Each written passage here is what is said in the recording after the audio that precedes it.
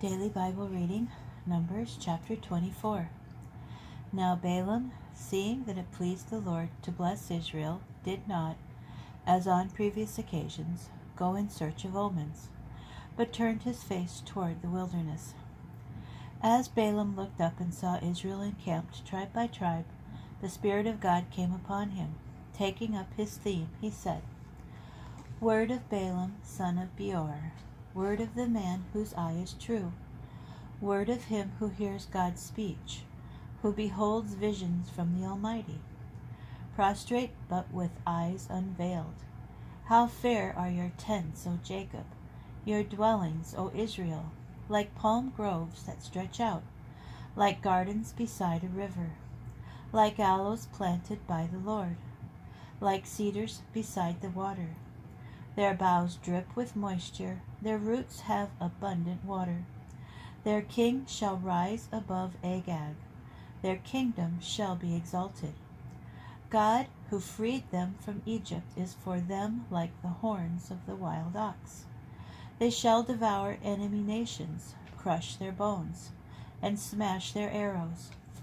They crouch, they lie down like a lion, like the king of beasts who dare rouse them. Blessed are they who bless you, and cursed they who curse you. Enraged at Balaam, Balak struck his hands together. I called you, Balak said to Balaam, to damn my enemies, and instead you have blessed them these 3 times. Back with you at once to your own place. I was going to reward you richly, but the Lord has denied you the reward. Balaam replied to Balak, But I even told the messengers you sent to me, though Balak were to give me his house full of silver and gold, I could not of my own accord do anything good or bad, contrary to the Lord's command. What the Lord says, that I must say. And now, as I go back to my people, let me inform you of what this people will do to your people in days to come.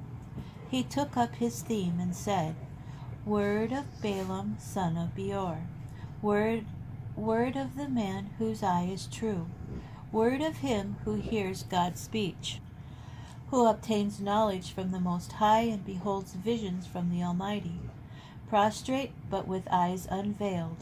What I see for them is not yet, what I behold will not be soon.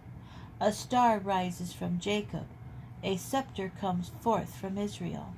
It smashes the brow of Moab, the foundation of all children of Seth.